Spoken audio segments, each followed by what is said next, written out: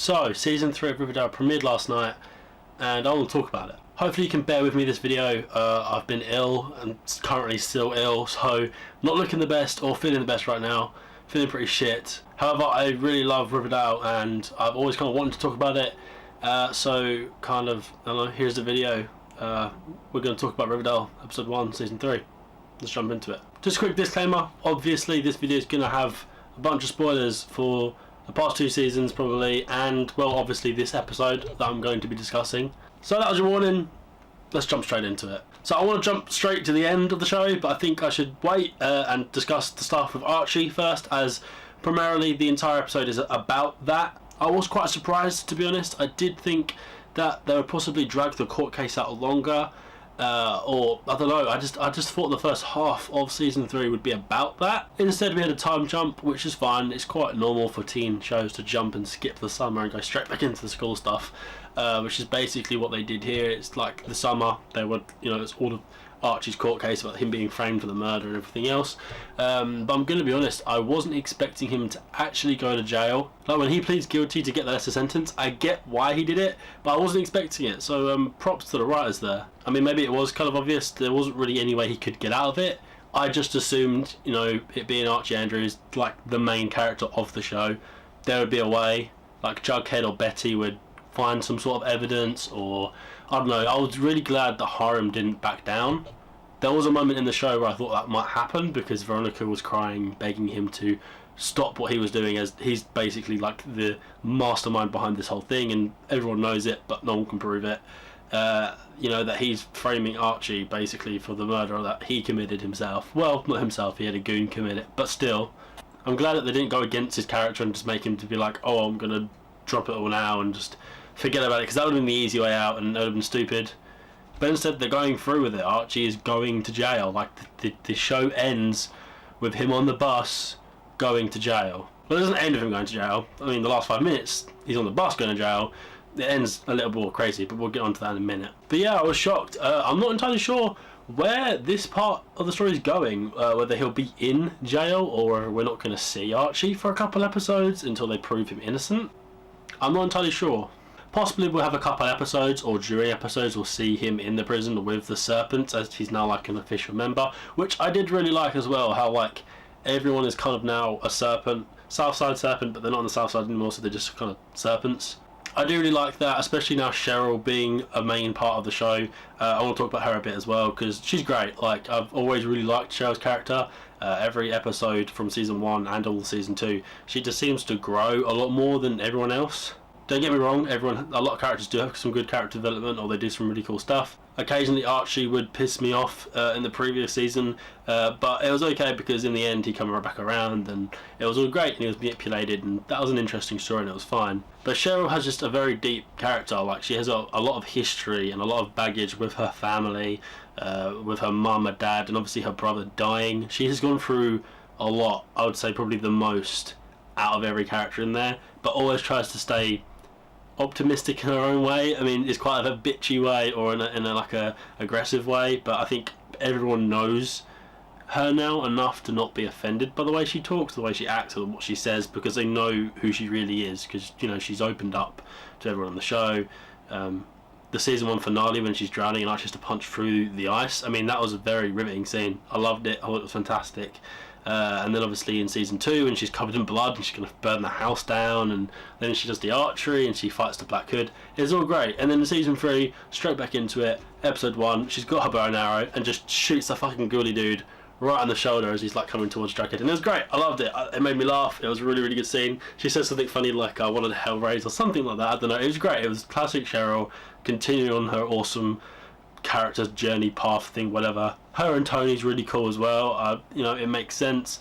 All this stuff of her character, I don't feel like it's forced at all. It makes complete sense why she acts the way she does. It was set up with a lot of time, a lot of thought obviously went into it, and the fans love the both of them. So straight out of the gate, Cheryl and Tony, they're doing really good.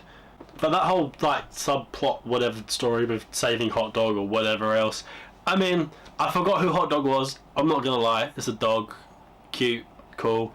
It was a bit, it's a bit cheesy, it's a bit cringe, but like that's Riverdale. I think it's on like the borderline of cheesy, but still good and cool and mysterious, and I don't know, it's enjoyable. It's just good television. I love it. I love coming back every week. I love theorizing. I love all the shit. But yeah, the stuff with Hot Dog, it was kind of there just so Jughead could have the confrontation with the ghoulies and set up the whole, you know, the north side's not safe, meaning there's going to be some shit going down with the ghoulies, with the serpents. We're going to have the gang war stuff continue, which was one of my favourite things from the previous season, especially like the whole civil war kind of aspect of it, when Jug and Archie were kind of pitted against each other but didn't want to be pitted against each other, but they kind of had to be, and it was cool. It was different. It wasn't like they hated each other, but their groups that they were a part of and their beliefs didn't line up, but they were still friends, and it got very complicated. It got very cool, and in the end, obviously, it all worked out well. It kind of worked out fine. People got shot and crazy shit did happen, and now Archie's ending up in jail, but mostly everyone else was okay. Oh, and Jughead was basically killed, near enough. Yeah, well, no, it didn't end well really for them at all. But that was fine. I get that. They want to continue that. They want to keep that going. I really enjoyed that scene of Cheryl shooting the dude. I just enjoyed the whole serpent stuff. And I'm really liking Cole Sprouse at the moment. I think he looks, I don't know, he just seems buffer. He seems more like a lead now and more confident in himself. And his character has come a long way since season 1. He's no longer the geeky, weirdo, you know, narrator kid. He still is a bit weird. He still is the narrator and he still is a bit geeky. But he has a more, I don't know, courageous side to him. And I feel like the reasoning for this is, you know, Archie's gone. The main character of the show is in jail. So I feel like this season is going to, like, primarily focus on Jughead and possibly Betty, which I really, really like. My only small issue with season 2 was season 1 was fantastic. I loved season 1, and I do love season 2. However, season 1 was very Archie-based, which is fine, because I really do like Archie. He's like one of my favourite characters, probably is my favourite character arguably, but he did a lot of questionable shit in the second half of season 2 that did annoy me, and it did kind of feel like for a lot of season 2 Jughead's story was kind of pushed to the side. It was the B story. It wasn't as important, but you know, it was there and enough of it was there, and it did slowly, it was just like a slow burner story until the second half of season 2, where, you know, with this whole Civil War stuff, and I feel like Jughead shined quite a lot there, especially with Betty. Like, Betty was probably the best part of season 2 throughout the entirety of it, because the Black Hood was so focused around her. Obviously, it being her dad, it makes sense. But season 2 and season 1 have kind of been, you know, Archie's seasons. I would say season 1 was more about everyone, and their stories all kind of intertwined. Season 2 expanded on all the characters. I mean, a lot of the side characters, especially like Cheryl, they're all like main characters now. Kevin as well had like a whole episode in season 2, which I thought was really cool. I'm excited to see more of his character because he's quite interesting. But I do have the feeling that season 3 is going to be a Jughead season, at least this first half, especially with the stuff I've been itching to talk about, which is all the supernatural, witches, demons, and crazy shit that we all knew was coming. Some people, I don't know if they wanted it. I love it. I love supernatural stuff. My favourite show is Supernatural. I have a poster in my room. I love the Vampire Diaries. I love all the, you know, the originals. I love all those shows. They're fun, they're good, and it's just it's the thing I enjoy. But yeah, witches and demons, it's crazy. It's here. We all kind of knew it was coming. Maybe some people didn't want it to come. But when they announced The Chilling Adventures of Sabrina, which is based in Greendale, the spin-off show, I was like, well, this show's about demons, witches, whatever else in the supernatural. And if it's set in the same world as Riverdale, that means Riverdale's going to have that stuff in, surely. And there was hints, there was rumours that season 3 could dip its toe into the supernatural, and I was expecting it. Possibly a couple, like, near the end of the season or halfway through the season, or maybe like a little hint at the supernatural, but no, they dived straight into it. I mean, we've got babies floating over a fire, Betty like having some fit at the end. Like, I'm not sure I'm curious with this whole Betty thing. Like, has she been possessed? I feel like she must. I mean, it might just be like a mental breakdown. She's just seen 2 babies flying. She's literally hit the peak of the crate, like, you know, all the shit that's going on, her dad being a murderer and all the horrible shit she's gone through. She's like hit the peak and now she's just like having a fit. Or they were doing some weird ritual. Jughead obviously finds the 2, I think Doily and whatever his name is, like they've got, like, is it like, I think it was either tattoos or like they're like blood? No. They had like symbols carved into their neck and they would knelt down over some like weird demon golem thing. And it all feels very creepy, and I'm pretty goddamn sure demons are involved somewhere here. Like, Doily has found some sort of old Book of the Dead, sort of, you know, Evil Dead thing, and has raised some demon or some weird shit's going on, possessing, I don't know. Witches are 100% because we've seen the people from the farm, which, I mean, it was creepy in itself. I didn't know the farm would be witches. Like, when they were all acting creepy, I was like, maybe they're just some sort of, like, really weird cult, like, healing, hippie, whatever people, because that's kind of how, like, you know, Alice was acting and behaving, but Polly was acting really strange and really weird. And then you see them surrounded by a fire, chanting shit, dude, instantly witches. When I heard the chanting before Betty even went outside, instantly was like, yo, is that witches? And yeah, lo and behold, it's witches. I mean, I don't know if Alice is a witch or if Polly is a witch, but the rest of those people from the farm, they 100% are witches. But it's crazy. A lot of people are freaking out about it. The main thing I want to know, though, is what's going on with this Jughead and the doily stuff. Because he mentioned a game, and he was like, it's not just a game, or something like that, and they've obviously found some, like, old book or something, some, like, Dungeons and Dragons, thought it was a game, and then it's turned out to, you know, raise some sort of evil demon king lord thing, and it's just fucking gonna kill people. And I feel like it's gonna be interesting to watch how, like, Jughead and Betty, they're gonna have to team up here, they're gonna have to work together. I don't see Veronica getting involved here. Like, I'm curious to see if they're gonna all be like, okay, the supernatural's real, we're gonna deal with this shit, demons, witches, it's all crazy, or if it's gonna be more of a Jughead, Betty, maybe some of the serpents getting involved, but they don't tell, say, Archie, because, you know, he's got nothing on his plate. Veronica's, like, dealing with Archie being sent to prison, and they're trying to do the harem stuff. So I kind of have a feeling and a vibe that the season's gonna be split in two. So we've got the Archie, Veronica, Hiram Lodge, all the parents and stuff dealing with that and trying to get Archie free and, like, prove that Hiram's a bad fucking dude, which is so fucking obvious by this point. And then the cool, creepy, weird, supernatural witches and demons and linking into Sabrina. I'm curious to see if Sabrina's going to come, like, in and have, like, a cameo, because I know her show starts on the 26th, I think, which is like 2 weeks from now. So that means there would have been 3 episodes of Riverdale already aired.